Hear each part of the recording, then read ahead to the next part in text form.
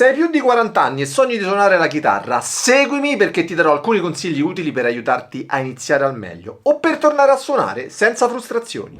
Ciao ragazzi, sono Alessandro Giordani, sono un chitarrista e in questo video vi farò vedere dei trucchi, dei consigli che anche a me sono stati d'aiuto. Sia che voi siate principianti assoluti, che avete superato i 40 anni, sia che abbiate imparato da ragazzi e non vedete l'ora di riprendere come ai vecchi tempi. Vi mostrerò 9 consigli che vi aiuteranno in questo viaggio con la chitarra, ma prima vi ricordo che potete accedere al mio corso di chitarra gratuito per principianti e vi lascio il link in descrizione. Iniziamo con il primo consiglio: scegliere la chitarra giusta. Ragazzi, quando si tratta di imparare a suonare la chitarra, la scelta dello strumento è fondamentale. Infatti il tipo di chitarra che scegli può fare tantissimo in questa fase di apprendimento. Ma come possiamo decidere qual è la chitarra migliore per noi? Allora, innanzitutto la chitarra non è solo un oggetto, ma è veramente un compagno di viaggio. Scegliere infatti una chitarra che ti ispiri è perciò essenziale. Se non ti piace l'estetica, la forma, il colore o addirittura il suono della tua chitarra, sarà difficilissimo rimanere motivati. Ecco perché è importante considerare diversi fattori. Prima di tutto la tipologia: ci sono infatti chitarre acustiche, chitarre elettriche, chitarre classiche, ognuna ha il suo suono, ognuno ha il suo stile. E poi abbiamo le marche. Ad esempio nelle chitarre elettriche le marche Gibson e Fender sono tra le più popolari. Ma quali sono le differenze? Se la Gibson, ad esempio come questa, ha una scalatura di 628 mm, mentre la Fender, come questa qui, arriva a 648 mm.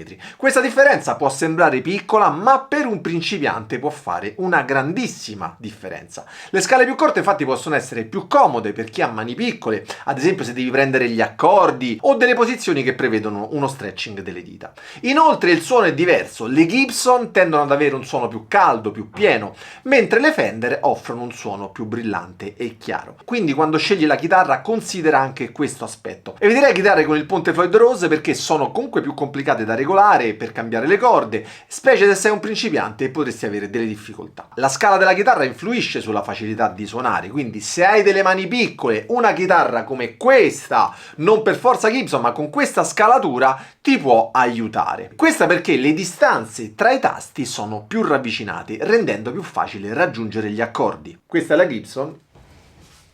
Fender nota infatti come i tasti sono leggermente più grandi rispetto alla Gibson. Ti faccio notare che statisticamente il 90% delle persone smette di suonare entro il primo anno e questo è un dato preoccupante, per cui iniziare partendo con la scelta della chitarra giusta può assolutamente aiutarti, eviterà di farti diventare parte di questa statistica. E poi ragazzi, se la chitarra vi piace, è comoda, è più probabile che continuate a suonare. Prenditi quindi il tempo necessario per provare diverse chitarre e trova quella che ti fa sentire a tuo agio. E una volta trovata, passa al consiglio numero 2. Scelta delle corde. La scelta del calibro delle corde è fondamentale, specialmente per i principianti. Le corde infatti con un calibro più leggero come le 0,8 o le 0,9 sono ideali per chi inizia. Perché? Semplicemente perché provocano meno dolore ai polpastrelli e sono più morbide. Se hai mai provato a suonare con corde molto spesse, sai bene di cosa parlo. Ragazzi, è come se volessimo camminare con delle scarpe troppo strette, dopo un po' fa male. Per cui se parti con delle corde più leggere puoi concentrarti sullo studio degli accordi senza la frustrazione dell'eventuale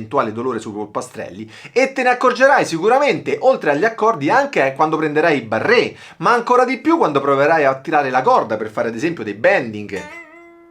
Io tendenzialmente uso corde di spessore 0,10 che sono un ottimo compromesso tra leggerezza e pienezza sonora, ma ricordo che quando ero principiante iniziai con le 0,9, ok? Se vuoi inizia con le 0,9 e poi eventualmente passa alle 0,10. Ragazzi, ma se il video vi sta piacendo, prendete la vostra chitarra e scagliatela sul pulsante mi piace e doppio mi piace e non azzardatevi a iscrivervi a questo canale, non vi voglio! Sappiate però che soltanto a 100.000 iscritti vi dirò perché non dovete iscrivervi al canale.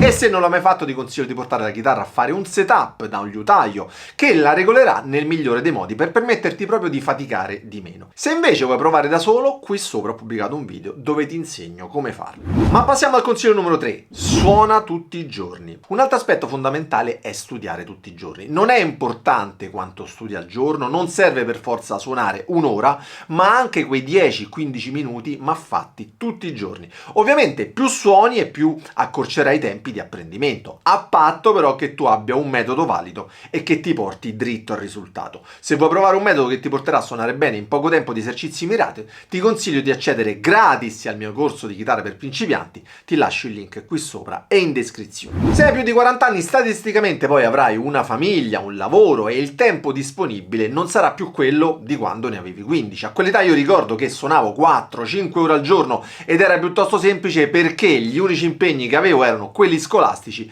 e un po' di sport. Poi le cose nella vita cambiano, cresci, di tempo ne hai sempre meno, per cui il mio consiglio è: cerca di dedicare allo strumento almeno 10-15 minuti al giorno tutti i giorni. Solo così vedrai dei progressi rapidi e costanti. Ma la cosa divertente è che con la pratica e soprattutto con la curiosità, più voi vi appassionate e più vi accorgerete che invece di 10 minuti avrete suonato 20, 30 minuti o anche di più e non vi sarà pesato perché vi sarete divertiti. E per suonare meglio passiamo al consiglio numero 4, la postura corretta. Una buona postura non solo ti aiuta a suonare meglio, ma previene anche possibili problemi o dolori alla schiena. Mantiene quindi la schiena dritta, le braccia, le spalle rilassate. Se ti pieghi in avanti, attenzione perché ti potresti affaticare rapidamente, per cui cerca di tenere la chitarra in una posizione comoda. Non è necessario tenere la chitarra troppo alta o peggio troppo bassa. Trova quindi un equilibrio che ti permetta di raggiungere le corde senza sforzo. Ed è fondamentale per sviluppare l'abitudine di suonare quotidianamente mantenere la chitarra a vista. È un consiglio semplice ma efficace: tieni sempre la chitarra in bella vista. Se la chitarra infatti è in un angolo della stanza o nella custodia perché hai paura che magari i bambini la possano toccare e rovinare, è facile che te ne dimentichi. Quindi tienila in un posto dove la puoi vedere facilmente, volendo puoi appenderla al muro con un supporto dedicato come vedi qui dietro, e in questo modo è anche pratica da prendere e ti ricorderai di suonare. Ma cosa suonare se sei un principiante? Vediamo il consiglio successivo: imparare le basi e le canzoni più semplici. Quando si inizia a studiare la chitarra, infatti, è fondamentale partire dalle basi. Non c'è bisogno di complicarsi la vita con canzoni troppo difficili, anche se molto probabilmente hai iniziato a suonare proprio perché ti piace ad esempio l'assolo di Another Brick in the Wall, di Hotel California. Il mio consiglio però è di partire con delle basi solide, i cosiddetti cowboy chords, come ad esempio gli accordi di Do, di Sol, di Re, di La, di Mi, sono soprattutto all'inizio i vostri migliori amici. Con questi potete suonare infatti una miriade di canzoni. Il rischio infatti è quello di voler suonare subito dei brani troppo complessi per le vostre capacità. Dalla mia esperienza ti dico che è meglio evitarli, anche perché iniziare con canzoni semplici e vedere i risultati ti aiuterà a mantenere alta la motivazione. Se vuoi imparare subito a suonare Stairway to Heaven, ti garantisco che il risultato sarà solo una grande frustrazione. E tu non vuoi che la frustrazione arrivi, giusto? Quindi perché non provare qualcosa di più accessibile? Ci sono centinaia di canzoni che puoi imparare soltanto utilizzando degli accordi semplici. E ti consiglio di trovare delle canzoni che ti ispirano. Questo è un punto cruciale. Se suoni qualcosa che ti piace, il tuo viaggio con la chitarra diventerà molto più divertente. Non c'è infatti niente di meglio che suonare una canzone che ti fa emozionare, che hai sempre voluto suonare. Quindi quando riesci a rifare anche una piccola parte del tuo brano preferito con le stesse note del tuo chitarrista preferito, allora accade una vera e propria magia. Devi sapere infatti che molti brani pop rock utilizzano solo 3 o 4 accordi, e questo significa che con un po' di pratica puoi suonare tantissime canzoni che conosci e che ti piacciono. Infatti con gli accordi base che ti ho fatto vedere prima puoi suonare circa l'85-90% delle canzoni. Immagina quindi di poter suonare le tue canzoni preferite con solo pochi accordi. Prendi ad esempio i brani degli AC/DC, girano sempre su quei 3 o 4 accordi e rifarli veramente alla portata di molti principianti. Un esempio su tutti è l'intro di Back in Black, di cui ho fatto un tutorial dettagliato. Prenditi il tuo tempo, concentrati quindi sulle canzoni, sui riff più semplici, e questo approccio ti darà la fiducia necessaria per affrontare più avanti i brani più impegnativi. E ricorda, ogni grande musicista ha iniziato dalle basi. E non ti nascondo che però ci possono essere delle frustrazioni, ma anche delle soluzioni. Quando si inizia a suonare la chitarra, uno dei primi ostacoli che si incontra è sicuramente il dolore ai polpastrelli. E purtroppo accade a tutti che le dita possano far male, specialmente quando si premono le corde per la prima volta, oppure si riprende dopo tanti anni giorni di inattività. Non preoccupatevi, è perfettamente normale, anche io ci sono passato e ora vi spiego come risolvere. Immaginate di iscrivervi in palestra. All'inizio, iniziate gli allenamenti, i muscoli vi faranno male, no? Giustamente. La stessa cosa accade con le dita e il segreto per superare proprio la frustrazione iniziale è la costanza. Con il tempo, infatti, il dolore diminuisce progressivamente e si sviluppano dei piccoli calli sui polpastrelli. Ed è bene che ci siano perché è una sorta di piccola armatura che protegge le vostre dita. Ma cosa fare se le dita vi fanno male? Innanzitutto cercate di suonare regolarmente, anche solo per quei 10 minuti al giorno. Se avete dolore, potete fare degli esercizi per memorizzare le forme degli accordi, quindi senza premere troppo forte, prendete semplicemente l'accordo che state memorizzando. Magari avete difficoltà nel cambio da Do a Sol, quindi potete fare semplicemente questo movimento, anche se siete sul divano, se state guardando la televisione, basta serie TV però. E questo esercizio vi aiuterà a sviluppare la memoria muscolare e a memorizzare le forme degli accordi senza faticare. E poi, come ho detto prima, utilizzate corde più leggere che sono più morbide sulle dita e facilitano quindi l'apprendimento. Questi piccoli calletti si sviluppano nel tempo, è un processo naturale e di solito in 2-3 settimane non avrete più fastidi, ok? L'importante però è suonare regolarmente. Se vi sentite frustrati, ricordate che il tasso di abbandono nella palestra è simile a quello della chitarra. Molti iniziano con entusiasmo, ma pochi però continuano. La chiave è la perseveranza, che è fondamentale per imparare uno strumento. E ricordate che ogni nota suonata è un passo verso il vostro obiettivo. Un altro consiglio è quello di dedicare una parte della tua routine di studio allo stretching o agli esercizi di tecnica per sciogliere le dita. Ti sconsiglio di usare i vari attrezzi che permettono miracoli, non sciogliere le dita, gli elastici, eccetera, eccetera.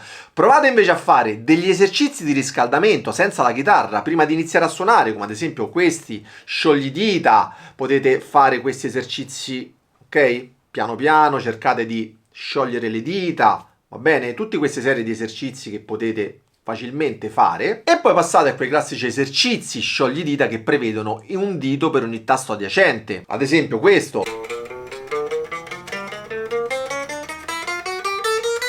Questi sono esercizi fondamentali che ti aiuteranno a sviluppare la coordinazione con la mano destra e con il tempo anche la velocità. Non serve altro, almeno all'inizio, basta la chitarra e 5 minuti al giorno per vedere molto presto i risultati. E ragazzi, l'ultimo consiglio è quello più bello, è la gioia di suonare. Suonare uno strumento musicale è un'esperienza davvero unica. La felicità che proviamo nel suonare i nostri brani preferiti è qualcosa di indescrivibile. E non è solo una questione di suonare fisicamente, è anche un modo per esprimere noi stessi. Molti di noi, infatti, dopo i 40 anni e oltre, dopo magari anni di pausa, sentono il richiamo verso la chitarra e possono sicuramente ritrovare la gioia di suonare. È come tornare a casa. La chitarra, infatti, diventa proprio un'estensione di noi stessi e ogni volta che prendete la chitarra in mano è anche un modo per rifugiarsi dai problemi quotidiani. Esattamente, tutti abbiamo bisogno di un po' di evasione. Un altro aspetto importante è suonare con gli altri, un'abitudine che è incredibilmente motivante. La musica, infatti, è un linguaggio universale che unisce le persone e condividere la musica con gli amici o anche con estranei può aumentare sicuramente la nostra passione. E poi, ragazzi, è fondamentale suonare per noi stessi. Quando ci concentriamo su noi stessi,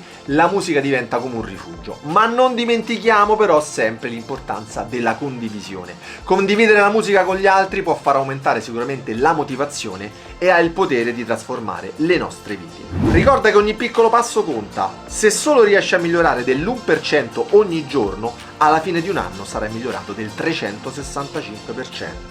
E se ci pensiamo, ogni nota è proprio un passo verso la realizzazione del nostro sogno musicale. Quindi, che tu sia un principiante o che abbia ripreso la chitarra dopo i 40 anni, ricorda sempre di divertirti, anche perché ogni volta che suoni stai creando qualcosa di unico. Non smettere mai di esplorare, di imparare, di condividere, e ricorda che la tua storia musicale è solo all'inizio e se vuoi approfondire clicca qui sopra, non te ne pentirai. Ciao ragazzi, noi ci vediamo la prossima settimana con il prossimo video. Buona musica!